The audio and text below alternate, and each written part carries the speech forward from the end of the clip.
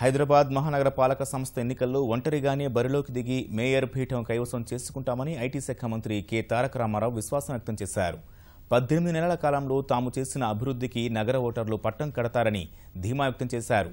భవిష్యత్తులో భాగ్యనగర అభివృద్ధికి ఎలాంటి చర్యలు చేపడుతున్నామో తెలిపేందుకు ఎన్నికల ప్రణాళికను ప్రకటించనున్నట్లు స్పష్టం చేశారు. హైదరాబాద్లో గులాబీ పార్టీకి బలం లేదన్న విమర్శలకు ఫలితాలే సమాధానమిస్తాయని ఉద్ఘాటించారు. బల్దియా ఎన్నికలకు సిద్ధమవుతున్న తెరాస ప్రణాళిక, అభివృద్ధి వ్యూహాలపై మంత్రి కేటీఆర్తో ఈటీవీ ముఖాముఖి చూద్దాం. జీహెచ్ఎంసీ ఎన్నికలను అధికార పార్టీ హోదాలో తెరాస ఎదుర్కొనబోతుంది. 2009లో ఒక డివిజన్లోనూ పార్టీ అభ్యర్థి నిలబెట్టిన టీఆర్ఎస్ ఈసారి 80 స్థానాల్లో విజయం తమదేనని చెబుతుంది. అయితే అందుకు సంబంధించి ప్రణాళికలు ఎలా ఉన్నాయి, ఎలాంటి అభివృద్ధి కార్యక్రమాలతో ఈసారి ఎన్నికలను ఎదుర్కొనబోతుందో మనకు వివరించడానికి మంత్రి కేటీఆర్ గారు ఉన్నారు. కేటీఆర్ గారు నమస్కారం. చెప్పండి, ఈ జీహెచ్ఎంసీ ఎన్నికలను టీఆర్ఎస్ ఎలా ఎదుర్కోబోతుంది, మీ ప్రణాళిక ఎలా ఉన్నాయి? అంటే గ్రేటర్ హైదరాబాద్ ఎన్నికలు డెఫినెట్గా ఒక పార్టీగా మాకు ఒక ప్రతిష్టాత్మకమైన ఎన్నికలు కాబట్టి అన్ని రకాలుగా కూడా పూర్తి స్థాయిలో ఒక ప్రభుత్వంలో ఉన్న పార్టీగా, అదే రకంగా హైదరాబాద్ కోసం గత 18 మాసాలుగా చాలా వివిధ కార్యక్రమాలు చేసి మరి ప్రజల మనసు గెలుచుకున్న పార్టీగా డెఫినెట్గా ప్రతిష్టాత్మకంగా తీసుకుంటున్నాం. టీఆర్ఎస్కు హైదరాబాద్లో బలం లేదు అనేవారికి తప్పకుండా ఈ ఎన్నికల ఫలితాల ద్వారా తగిన సమాధానం చెప్తామనేది మా విషయం. గ్రేటర్ హైదరాబాద్ పరిధిలో 24 స్థానాల్లో టీఆర్ఎస్ గెలిచింది 2 శాసనసభ స్థానాలు, మల్కాజ్గిరి కానీ సికింద్రాబాద్ కానీ. తదనంతరం మీరు చూసినట్టయితే చాలామంది ఎమ్మెల్యేలు మరి పార్టీలో చేరడం జరిగింది గత 18 మాసాలు. వాటితో పాటుగా మరి మారుతున్న రాజకీయ సమీకరణలు ఒక ఎత్తు అయితే ప్రజల మనసు గెలుచుకోవడం అనేది ముఖ్యం. ఈ 18 మాసాల్లో టీఆర్ఎస్ ప్రభుత్వం సాధించిన అతి గొప్ప విజయాలను నన్ను అడిగితే ఎన్నో వదంతులు, అనుమానాలు, పుకార్లు, దుష్ప్రచారాలు వీటన్నింటి మధ్యన రాష్ట్రం ఏర్పడ్డ కొత్తలో హైదరాబాద్లో ఉండే వివిధ ప్రాంతాల నుంచి వచ్చేసిన ప్రజలు, ముఖ్యంగా సీమాంధ్ర ప్రజలు కానీ ఇతర రాష్ట్రాల ప్రజలు కానీ చాలా అపోహలు టీఆర్ఎస్ పార్టీ మీద ప్రచారం అప్పటికే వ్యాపింపజేసి ఉన్నారు మా ప్రత్యర్థులు.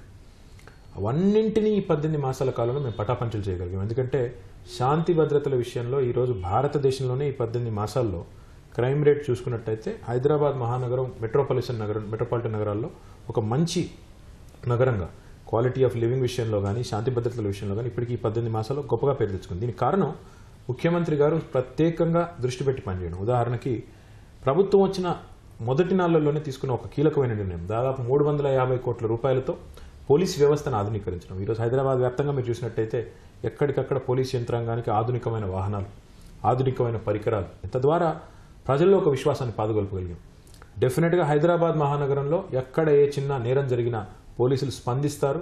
దానికి ప్రాంతీయ వివక్ష కానీ లేక ఇతరత్ర వివక్షలు కానీ ఇంకోటి కానీ ఉండవు అని 18 మాసాల మా ఆచరణ రుజువు చేసింది. టీఆర్ఎస్ ప్రభుత్వం వచ్చిన తర్వాత, తెలంగాణ వచ్చిన తర్వాత ఇక్కడ అన్ని అంధకారం అలుముకుంటుంది, చిమ్మ చీకట్లు అలుముకుంటాయి మొత్తం అసలు తెలంగాణ వ్యాప్తంగా అన్నారు.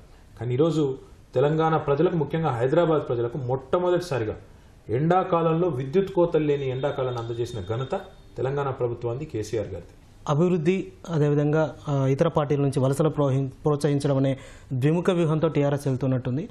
రాజకీయ పార్టీలు, రాజకీయ నాయకులు పార్టీలు మారడం లేదా వారు ఎప్పటికప్పుడు పరిస్థితులకు అనుగుణంగా మరి బలం ఎటువైపు ఉంటే అటుమొక్కడం చాలా సహజమైన విషయం. ఇదేదో టీఆర్ఎస్ మాత్రమే చేస్తున్నట్టు, ఈ రాష్ట్రంలో ఇంకే రాజకీయ పార్టీ ఇట్లాంటి కార్యక్రమాలు చేయనట్టు, గతంలో 50-60 సంవత్సరాల్లో ఇలాంటివి ఎప్పుడు జరగనట్టు, అదేదో అసహజం అన్నట్టు ఎందుకు భావించాలి నాకు అర్థం కాదు. రాజకీయ నాయకులు సహజంగానే ఎప్పుడైనా కూడా ప్రజల నాడి, ప్రజలు ఎటువైపు ఉంటే అటు మొగ్గు చూపే అవకాశం సాధారణంగా రాజకీయ నాయకులు ఉంటుంది. ప్రజలు ఎటువైపు మొగ్గుతున్నారు అని ఒక అంచనా వచ్చిన తర్వాతనే వారు కూడా ఈరోజు టీఆర్ఎస్ టికెట్ అయితేనే గెలుస్తామని ఒక భావనలో వస్తున్నారు తప్ప ఇంకోటి కాదు. ఖచ్చితంగా ఈరోజు తెలంగాణ ప్రభుత్వ పనితీరు పట్ల మేము ఒక 5-6 సర్వేలు కూడా చేయించుకున్నాం, ప్రైవేట్ సర్వేలు. ఈ 5-6 సర్వేల్లో కూడా విస్పష్టంగా కనబడుతున్నది ముఖ్యమంత్రి గారి నాయకత్వానికి, ముఖ్యంగా తెలంగాణ ప్రభుత్వ పరిపాలన పటిమకు తప్పకుండా హైదరాబాద్ ప్రజలు ఇప్పుడు మంచి సానుకూలమైన అభిప్రాయంతో ఉన్నారు. తప్పకుండా అదే అభిప్రాయం రేపటి ఎన్నికల్లో కూడా ప్రతిబింబిస్తుంది. దానం నాగేందర్ మీద పార్టీలో చేరతానని రావడం, తర్వాత ముఖ్యమంత్రి గారు సముఖంగా లేరు తను చేర్చుకోవడానికి ఒక ప్రచారం జరిగింది, అందుకే తాను వెనక్కి వెళ్ళిపోయారన్న ప్రచారం కూడా జరిగింది. ఎంతవరకు వాస్తవం? ఇవన్నీ ప్రచారాలు మీడియాలో జరిగిన తర్వాత మళ్ళీ తర్వాత ఆయన నిర్ణయం తను ప్రకటించారు కాబట్టి ఒక వ్యక్తి గురించి మాట్లాడడం అనవసరం. కానీ అల్టిమేట్గా మా లెక్క 150 డివిజన్లలో టీఆర్ఎస్ పార్టీ ఒక పార్టీగానే 75 అనే మ్యాజిక్ ఫిగర్ ఏదైతే ఉందో, 76 అనే మ్యాజిక్ ఫిగర్ ఏదైతే ఉందో దాన్ని చేరుకుంటుంది ఖచ్చితంగా తనంతట తానుగానే, సొంతంగా అనేది నా నిశ్చిత అభిప్రాయం.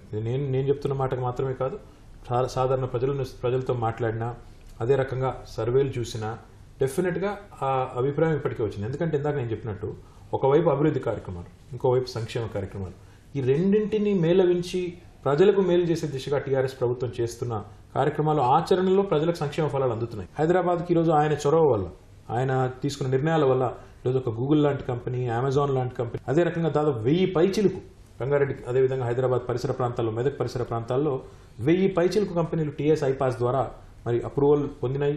ఇంత పెద్ద మొత్తంలో పెట్టుబడులు వస్తూ ఉన్నాయంటే ఖచ్చితంగా అది ముఖ్యమంత్రి గారి విజన్కి, వారి పట్టుదలకి, వారి కార్యదక్షతకు నిదర్శనం. కాబట్టే ప్రజలు మా వైపు నిలుస్తారని నేను అనుకుంటాను. ఇతర రాజకీయ పార్టీలు కూడా బరిలో ఉన్నాయి. ఎంఐఎం కావచ్చు, అదేవిధంగా కాంగ్రెస్, తర్వాత బీజేపీ లాంటి పార్టీలు ఉన్నాయి. వాటిని మీరు రాజకీయంగా ఎలా ఎదుర్కోబోతారు ఎన్నికల్లో? రాజకీయంగా అల్టిమేట్గా మేమేం చేయబోతున్నాం అనేది ప్రజలకు చెప్పడం ముఖ్యం. అందుకే టీఆర్ఎస్ పార్టీ ఈ ఎన్నికల్లో ఒక హైదరాబాద్ నగరానికి సంబంధించి ఒక ప్రత్యేక మేనిఫెస్టోని రూపొందిస్తూ ఉంది. ఇప్పుడు ఆ పనిలో మేమందరం కూడా నిమగ్నమై ఉన్నాం. మా ఆలోచన అయితే తప్పకుండా హైదరాబాద్ మహానగరం కేవలం ఒక క్లీన్ అండ్ గ్రీన్ సిటీగా మాత్రమే కాదు, ఒక సేఫ్ అండ్ స్మార్ట్ సిటీగా ఉండాలి. రేపటి రోజున 5 సంవత్సరాల తర్వాత టీఆర్ఎస్ మరి మేయర్ పదవి దక్కించుకున్న తర్వాత 5 సంవత్సరాల తర్వాత మేము ఫలానా చేస్తామని చెబితే చేశారు వీళ్ళు అని చెప్పి రేపు మళ్ళీ ప్రజలు అనుకునే విధంగా నిర్దిష్టమైన ప్రణాళికను మా మేనిఫెస్టో ద్వారా ప్రజల ముందు పెడతాం. ఆ మేనిఫెస్టోను ప్రతి గడపకు చేరే విధంగా మరి కార్యక్రమాలు తీసుకుంటాం. తద్వారా ఒకవైపు పార్టీని బలోపేతం చేయడం, మా విజన్ని ప్రజలకు పరిచయం చేయడం, తద్వారా ప్రజలను మరి ఏం చేయబోతున్నది టీఆర్ఎస్ పార్టీ అని చెప్పి రాబోయే 3.5 సంవత్సరాలు 2019 వరకు అధికారంలో ఉండేది టీఆర్ఎస్ఏ కాబట్టి అన్ని రకాలుగా కూడా మరి పూర్తి స్థాయిలో ప్రభుత్వం ఏ రకమైన కార్యక్రమాలు తీసుకుంటుందో అది వివరించి చెప్పి దానికి అనుగుణంగానే ఓటాడుతాం. సాధారణ ఎన్నికల్లో మీరు విడుదల చేసిన మేనిఫెస్టో కూడా అటు సామాన్య ప్రజల్ని, రాజకీయ విశ్లేషకులను కూడా ఆకర్షించింది. మరి ఈ జిహెచ్ఎంసీ ఎన్నికల్లో ఈ నగరవాసులను ఆకట్టుకునేందుకు ఏ అంశాలు అందులో పొందుపరిచే అవకాశం? అంటే నగరవాసుల్లో ముఖ్యంగా పేద వర్గాల ప్రజలు ఎవరైతే ఉన్నారో వారందరినీ కూడా బాగా ఆకట్టుకుంటున్న అంశం డబుల్ బెడ్రూమ్ ఇల్లు. ఈరోజు హైదరాబాద్ లాంటి మహానగరంలో 1400 నోటిఫైడ్ స్లమ్స్ ఉన్నాయి. ఆ స్లమ్స్లో ఉండే వారందరికీ కూడా ఏ రకంగానైతే ఈరోజు ఐడిహెచ్ కాలనీలో గౌరవ ముఖ్యమంత్రి గారు తాను స్వయంగా పర్యటించడమే కాకుండా కేవలం 6 నుంచి 8 మాసాల్లోనే రికార్డు స్థాయి వ్యవధిలో మరి ఈరోజు ఆ నిర్మాణాలు దాదాపు 400 ఇళ్లు పూర్తి చేసి వాటిని పేద ప్రజలకు అందించారు. అది మొత్తం నగరంలో ఉండే పేద వర్గాలందరూ కూడా చూశారు. ఈరోజు నగరంలో ఉండే ప్రతి ఒక్కరూ కోరుకుంటున్నది ఈ 1400 స్లమ్స్లో కూడా మాకు ఖచ్చితంగా మా అందరికి కూడా అట్లాంటి ఇల్లు ఉంటే బాగుంటుంది అని ఒక ఆలోచన వారికి కలిగింది. తప్పకుండా ఈ సంవత్సరం 10,000 ఇల్లు కడతా ఉన్నాం. రాబోయే సంవత్సరం నియోజకవర్గానికి 1000 చొప్పున అంటే దాదాపు 25,000 ఇల్లు రాబోయే సంవత్సరం కడతాం. తదనంతరం ప్రతి నియోజకవర్గంలో 3,000 చొప్పున అంటే రాబోయే 3-4 ఏళ్లలోనే హైదరాబాద్లోని మరి ఎవరైతే పేద వర్గాలు ఇల్లు లేని వారు ఉన్నారో వారికి మొదటి ప్రాధాన్యత కింద వారందరికీ కూడా డబుల్ బెడ్రూమ్ ఇల్లు కట్టించాలనే ఆలోచనతో ప్రభుత్వం ఉంది. తదనంతరం కిరాయిలలో ఉన్న వాళ్ళు ఉన్నారు, ఇంక ఇతరులు ఉన్నారు, వారందరికీ కూడా దశల వారీగా మరి ప్రతి ఒక్కరికి కూడా సొంత ఇల్లు అనేది ఈరోజు హైదరాబాద్ లాంటి మహానగరంలో ఒక కళ. మరి ఆ కళ నెరవేర్చే దిశగా టీఆర్ఎస్ ప్రభుత్వం గట్టి ప్రయత్నం చేస్తుంది. దాంతో పాటుగా ఇప్పటికే ఆసరా పెన్షన్లు కానీ, అదే రకంగా కళ్యాణ లక్ష్మి, షాదీ ముబారక్ లాంటి కార్యక్రమాలు కానీ, సన్న బియ్యం లాంటి కార్యక్రమాలు కానీ ఇవన్నింటి ఫలాలు కూడా ఇప్పటికే ప్రజలు అనుభవిస్తూ ఉన్నారు. వీటితో పాటుగా హైదరాబాద్ మహానగరంలో ఉండే వేలాది మంది ఆటో డ్రైవర్లు ఉన్నారు. వారందరికీ కూడా రవాణా పన్ను మాఫీ చేయడం వల్ల వారికి కూడా అపారమైన లాభం కలిగింది. అదే రకంగా మీరు చూసినట్టయితే ఈరోజు హైదరాబాద్ మహానగరంలో ముఖ్యమంత్రి గారు పక్కా వ్యూహంతో వ్యవహరించడం వల్ల 30 సంవత్సరాల్లో మొట్టమొదటిసారిగా అన్ని జలాశయాలు ఎండిపోయినప్పటికీ ఉస్మాన్ సాగర్ కానీ, హిమాయత్ సాగర్ కానీ, మంజీరా కానీ, సింగూర్ కానీ హైదరాబాద్కు మరి ప్రధానమైన జలవనరులుగా ఉన్న ఇవన్నీ ఎండిపోయినా కూడా ముఖ్యమంత్రి గారు గట్టి పట్టుదలతో పనిచేయడం వల్ల గోదావరి జలాల పథకం కానీ, కృష్ణా జలాల పథకం కానీ సకాలంలో పూర్తి చేయగలిగాం. మరి ఎండాకాలంలో కూడా మంచినీళ్ళకి ఇబ్బంది లేకుండా ఇదివరకు గతంలో ఏ పరిస్థితి అయితే ఉండేది ఇవన్నీ ఎండిపోయినప్పటికీ అక్కడికక్కడికి బ్యాలెన్స్ చేసే విధంగా కార్యక్రమాలు తీసుకుంటా ఉన్నాం. దాంతోపాటు శివారు మున్సిపాలిటీలు ఏవైతే 12 హైదరాబాద్లో గ్రేటర్ హైదరాబాద్ కార్పొరేషన్లో కలిసినాయో వాటన్నిటికీ సంబంధించి ఒక 1900 కోట్ల రూపాయల రుణం తీసుకున్నాం. దాంతో కూడా డిస్ట్రిబ్యూషన్ నెట్వర్క్ని కూడా బ్రహ్మాండంగా ఏర్పాటు చేసుకుని దాదాపు 30 లక్షల మంది మరి ప్రజలకు తద్వారా ఈ 1900 కోట్ల రుణం ద్వారా వారికి కూడా ఇంటింటికి నల్లాను కూడా అందించబోతా ఉన్నాం. దానికి అన్నిటికంటే ముఖ్యంగా హైదరాబాద్కు ఒక ఐలాండ్ పవర్ అంటే ఏ రకంగానైతే ముంబైలో రెప్పపాటు కూడా కరెంటు పోకుండా మరి కార్యక్రమం ఉందో అదే రకమైన వ్యవస్థను హైదరాబాద్లో కూడా ఏర్పాటు చేయబోతా ఉన్నాం. అందులో భాగంగా మొన్న నేను చాలా డీటెయిల్గా విడమర్చి చెప్పాను. దాదాపు 2080 కోట్ల రూపాయలతో హైదరాబాద్ చుట్టూ బ్రహ్మాండమైన మరి విద్యుత్ లైన్లు వేసుకోవడం, 4 వైపుల నుంచి సబ్స్టేషన్ అంటే ఒక సబ్స్టేషన్ ఫెయిల్ అయినా ఇంకో సబ్స్టేషన్ నుంచి తీసుకొని ఎక్కడ కూడా ఒక నిమిషం పాటు కూడా, ఒక సెకండ్ పాటు కూడా కరెంటు పోకుండా ఐలాండ్ పవర్ మనం హైదరాబాద్కి అందించే విధంగా ఒక ముంబై నగరం తరహాలో, న్యూయార్క్ నగరం తరహాలో, లండన్ నగరం తరహాలో రెప్పపాటు కూడా, ఎందుకంటే హైదరాబాద్ మహానగరంలో ఉండే ఇండస్ట్రీస్ కానీ, ఇక్కడ ప్రజలు కానీ వారి అవసరాల దృష్ట్యా మరి దాదాపు 2080 కోట్ల రూపాయలు ఖర్చు పెట్టబోతా ఉన్నాం రోడ్ల విషయంలో. అందులో దాదాపు 20,000 కోట్ల రూపాయలతో పటిష్టమైన ప్రణాళికలు రూపొందించాం. హైదరాబాద్ పొలిమేరల వరకు రావడం ఒక ఎత్తు అయితే అక్కడి నుంచి హైదరాబాద్ మహానగరంలో తమ ఇంటికి చేరుకోవడం అనేది ప్రజలకు ఒక పెద్ద ఛాలెంజ్గా మారిపోయిన పరిస్థితి. అందుకే ఉప్పల్ నుంచి గట్కేశ్వర్ వైపు కానీ, అదే రకంగా ఇప్పుడు ఎల్బీ నగర్ నుంచి విజయవాడ హైవేలో రామోజీ ఫిల్మ్ సిటీ వైపు కానీ, అదే రకంగా ఇంకా ఇటువైపు చూసినట్టయితే మన కరీంనగర్ రోడ్డు మీద జూబ్లీ బస్ స్టాండ్ నుంచి షామీర్పేట వరకు కానీ, బోయిన్పల్లి నుంచి కొంపల్లి వరకు కానీ, ఇట్లా ప్రతి ప్రధానమైన రహదారులు ఏవైతున్నాయో అక్కడ ఒక స్కైవే లాగా, అంటే పివి నరసింహారావు ఎక్స్ప్రెస్ వే లాగా ఒక అన్ఇంటరప్టెడ్ మరి ట్రాఫిక్ ఫ్లో ఉండే విధంగా హైదరాబాద్ మహానగరంలో కంజెషన్ లేకుండా, బయటికి పోయే వారికి కూడా కంజెషన్ లేకుండా ఆ కార్యక్రమాన్ని తీసుకున్నాం.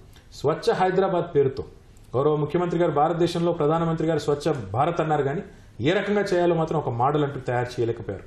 కానీ మన ముఖ్యమంత్రి గారు స్వచ్ఛ హైదరాబాద్ పేరిట హైదరాబాద్ 600 చదరపు కిలోమీటర్ల హైదరాబాద్ను 400 యూనిట్లుగా విభజించి 1.5 స్క్వేర్ కిలోమీటర్కి ఒక ఇన్ఛార్జిని పెట్టి దాదాపు ఈరోజు 2000 వాహనాలు ఈ చెత్తను మరి ఎక్కడెక్కడ తడి చెత్తను పొడి చెత్తను వేరు చేసి వాటిని డిస్పోజ్ చేయడం, సాలిడ్ వేస్ట్ మేనేజ్మెంట్ కానీ లిక్విడ్ వేస్ట్ మేనేజ్మెంట్ కానీ ఇవన్నీ చేయడం, మహిళా భద్రతకు సంబంధించి పెద్దపీట వేసి షీ టీమ్స్ కానీ, షీ క్యాబ్స్ కానీ, షీ షటిల్స్ కానీ, విమెన్ పోలీస్ స్టేషన్స్ కానీ ఇవన్నీ కూడా చేశాము. హైదరాబాద్ నలువైపులా ఉన్న సమస్యలన్నింటినీ కూడా ఆకలింపు చేసుకున్న నాయకుడిగా వారు ఒక సంపూర్ణమైన అవగాహనతో మేనిఫెస్టో తయారు చేస్తూ ఉన్నారు. అవన్నీ కూడా ప్రజల ముందు పెడతాం, తప్పకుండా వారి ఆశీర్వాదం కోరుతాం. ఇప్పటికే నగరంలోని పేద అల్పాదాయ వర్గాల వారికి మీరు విద్యుత్ బకాయిలు కావచ్చు, అదేవిధంగా మంచినీటి కులాలకు సంబంధించిన బిల్లుల మాఫీ ప్రకటించారు. ఈ మేనిఫెస్టోలో ఇంకా ఇలాంటి ఏమైనా వరాలు ఉండే అవకాశాలు ఉంటాయి? అంటే మేము ఢిల్లీలోని ఆప్ మేనిఫెస్టోను కూడా అధ్యయనం చేస్తాం, అది కూడా పరిశీలిస్తూ ఉన్నాం. సాధ్యాసాధ్యాలు పరిశీలించిన తర్వాత ముఖ్యమంత్రి గారి స్థాయిలో నిర్ణయం ఉంటుంది. మొన్న ఇందాక మీరు చెప్పిన నల్లా బిల్లుల మాఫీ కానీ, ముఖ్యంగా ఈ కరెంటు మాఫీ కానీ దాదాపు 600 కోట్ల రూపాయలు మరి దాన్ని ప్రభుత్వం భరించబోతోంది. ఇది ఎందుకంటే అల్టిమేట్గా హైదరాబాద్లోని అల్పాదాయ వర్గాలు ఎవరైతే ఉన్నారో వారందరికీ కూడా పెద్ద రిలీఫ్ ఇచ్చే విధంగా దాదాపు ఒక 20 లక్షల పైచులకు మరి వ్యక్తులకు, కుటుంబాలకు లాభం చేకూర్చే విధంగా వస్తున్నాం. ఈ మేనిఫెస్టోని ఎవరి నేతృత్వంలో రూపకల్పన జరుగుతుంది? గ్రేటర్ హైదరాబాద్ కమిటీ, అదే రకంగా మరి పెద్దలు చాలా మంది మన నగర మంత్రులు ఉన్నారు, వారందరి నేతృత్వంలో ముఖ్యమంత్రి గారి డైరెక్ట్ పర్యవేక్షణలోనే జరుగుతూ ఉంది. ముఖ్యమంత్రి గారు ఎప్పటికప్పుడు ఇన్పుట్స్ ఇస్తూ ఉన్నారు, తొందరలోనే రిలీజ్ చేయాలని అనుకుంటున్నాం. సోషల్ మీడియా క్యాంపెయిన్ కూడా విస్తృతంగా చేస్తున్నాం. మేము ఎలక్షన్ కమిషన్ కూడా మీ ద్వారా నేను అప్పీల్ చేస్తూ ఉన్నాను. హైదరాబాద్ లాంటి మహానగరంలో ఓటింగ్ శాతం పెంచాల్సిన బాధ్యత కూడా మన మీద ఉంది. నేను ఎలక్షన్ కమిషనర్ గారికి, అదే రకంగా ఇతరులకు కూడా నేను విజ్ఞప్తి చేసేది, ఈ ఎలక్షన్లో ఖచ్చితంగా హైదరాబాద్లో మరి ఓటింగ్ శాతం పెరిగే విధంగా మనం కూడా చర్యలు తీసుకోవాల్సిన అవసరం ఉంది. ఆకాశ హార్మ్యాలు నిర్మిస్తామని చెప్పి ప్రకటన చేశారు. అదేవిధంగా నగర సుందరీకరణ, హుస్సేన్ సాగర్ శుద్ధి చేయడం అనేది చెప్పారు. ఆ పనులకు మరి హుస్సేన్ సాగర్ ప్రక్షాళన అనేది ఇప్పటికే ప్రారంభమైంది. అది మీరు కూడా పనులు అక్కడికి వెళ్తే మీకు కూడా కనబడతాయి. కానీ దానిలో కూడా వివాదం చేసే వాళ్ళు కొంతమంది తయారయ్యారు. దాని విచిత్రమైన విషయం ఇది. కానీ హుస్సేన్ సాగర్ను బాగు చేస్తామంటే కూడా దాన్ని కూడా వివాదం చేయడం అంటే అంతకంటే హాస్యాస్పదం ఇంకోట్లేదు. కాబట్టి మిగతా అంశాలు చాలా ఉన్నాయి. నా రిక్వెస్ట్ వల్ల మీతో కోరేది, డెఫినెట్గా 18 మాసాల్లోనే పురోగతిని చూపెట్టాం.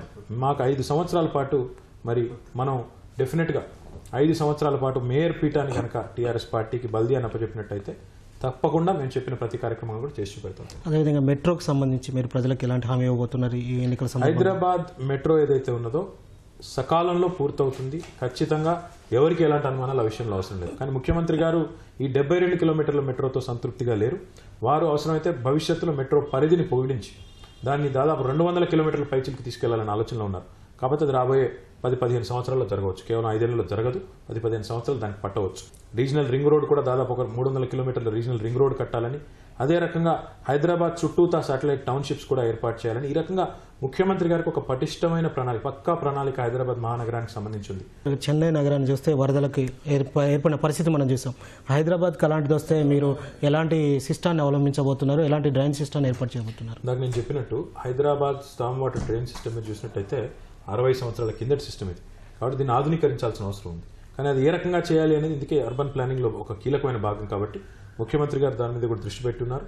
చైనాకు వెళ్ళినప్పుడు కూడా దాన్ని కూడా ప్రత్యేకంగా స్టడీ చేశారు. తప్పకుండా ఇవన్నీ కూడా మా మేనిఫెస్టోలో ప్రతిబింబించే విధంగా మేము తప్పకుండా మీకు ప్రకటిస్తాం.